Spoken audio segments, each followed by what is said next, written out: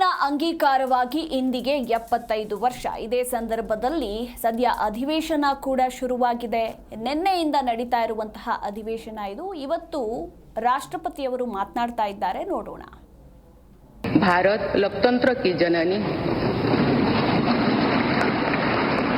अपने लोकतंत्र पर गौरव की इसी भावना के साथ आज हम सब इस विशेष अवसर पर एकत्र हुए। ये अवसर संविधान सभा की 15 महिला सदस्यों के योगदान को स्मरण करने का भी है। हमें उन अधिकारियों के अमूल्य योगदान को भी याद रखना चाहिए जिन्होंने नेपथ्य में रहकर काम किया। उनकी कार्यनिष्ठा ने संविधान निर्माण की प्रक्रिया को सुचारू रूप से आगे बढ़ाया।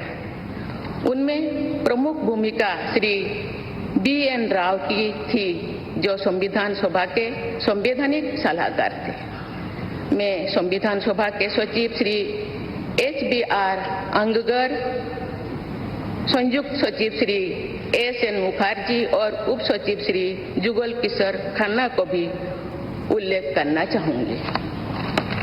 माननीय सांसदगण, स्वतंत्रता के 75 वर्ष पूर्ण होने पर मैं सभी देशवासियों ने आजादी का अमृत महोत्सव मनाया। आगामी 26 जनवरी को हम अपने गणतंत्र की 75वें वर्षगांठ मनाएंगे।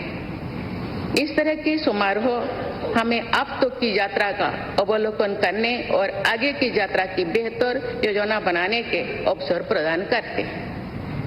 ऐसे समारोह हमारी एकता को मजबूत बताने की तथा ये दर्शाते हैं कि राष्ट्रीय लक्ष्यों को प्राप्त करने के प्रयासों में हम सब एक साथ हैं।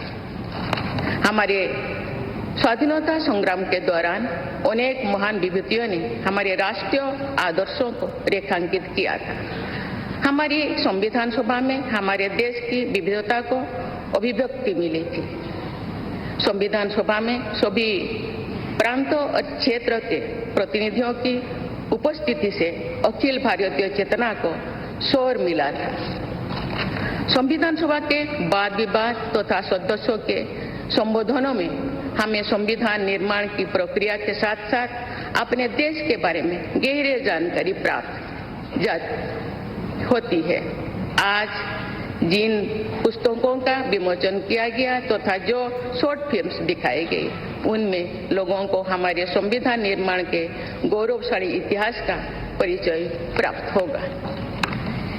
एक अर्थ में भारत का संविधान कुछ महानतम मेधावी लोगों द्वारा लगभग 3 वर्षों के विचार विमर्श का परिणाम था, लेकिन सही अर्थ में ये हमारे लंबे स्वाधीनता संग्राम का परिणाम था। उस अतुलनीय राष्ट्रीय आंदोलन के आदर्शों को संविधान में अत्यंत महत्वपूर्ण स्थान दिया गया। उन आदर्शों को सुस्पष्ट और संक्षिप्त रूप से संविधान की प्रस्तावना में व्यक्त किया गया है। ये आदर्श है न्याय, स्वतंत्रता, समता और बंधुता। ये आदर्श सदियों से भारत को परिभाषित करते रहे। संविधान की प्रस्तावना में उल्लिखित आदर्श एक दूसरे के पूरक है। समग्र रूप से ये सभी आदर्श ऐसा वातावरण उपलब्ध कराते हैं जिसमें हम नागरिक को फूलते फलते समाज में योगदान देने तथा साथी नागरिकों की मदद करने का अवसर मिलता है। माननीय सांसदगण, संविधान की भावना के अनुसार कार्यपालिका, विधायिका और न्यायपालिका का ये दायित्व है कि वे सामान्य लोगों के जीवन को सुगम बनाने के लिए मिलजुल कर काम करें। संसद द्वारा पारित किए गए अनेक अधिनियमों से जौन आकांक्षाओं को अभिव्यक्ति मिली है। देश के आर्थिक एकीकरण के लिए स्वतंत्रता के बाद का सबसे बड़ा टैक्स सुधार गुड्स एंड सर्विसेज टैक्स को के रूप में किया गया है। वर्ष 2018 में राष्ट्रीय पिछड़ा बल्क आयोग को संवैधानिक दर्जा प्रदान किया गया है। वुमेन लेड डेवलपमेंट की सोच को यथार्थ रूप देना सामाजिक न्याय के संवैधानिक आदर्शों को प्राप्त करने के लिए अनिवार्य है। नारी शक्ति बंधन अधिनियम द्वारा हमारे लोकतंत्र में महिला सशक्तिकरण के एक नए युग की शुरुआत की गई है। दंड के स्थान पर न्याय तथा अपराध के स्थान पर सुरक्षा की भावना पर आधारित भारतीय न्याय संहिता, भारतीय नागरिक सुरक्षा संहिता और भारतीय साक्ष्य अधिनियम को पारित करके सांसदों ने आधुनिक सोच को अपनाने का प्रभावशाली परिचय दिया है। ऐसे अनेक अधिनियमों को पारित करने के लिए मैं सभी सांसदों की सराहना करती हूँ।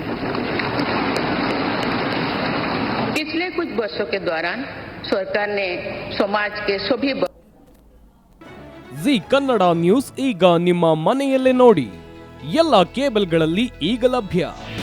ನಿಮ್ಮ ನೆಚ್ಚಿನ ಜಿ ಕನ್ನಡ ನ್ಯೂಸ್ ಈಗ ಸನ್ ಡೈರೆಕ್ಟ್ ನಲ್ಲಿ number 292, Tata play number 1664, Jio TV number 1334, NXT digital number 30, in cable number 30, city networks 51, U digital number 162, GTPL number 17, Rockline telecommunications number 42, Shri Basaveshwara cable number 168, rural cable network 60, Vinayaka digital 57, Abhishek cable 821, city channel 53, Siddeshwara cable network 57, V4 digital Infotech 628, Surya digital networks 53, Gajanan digital number 836, Malnad infotech private limited number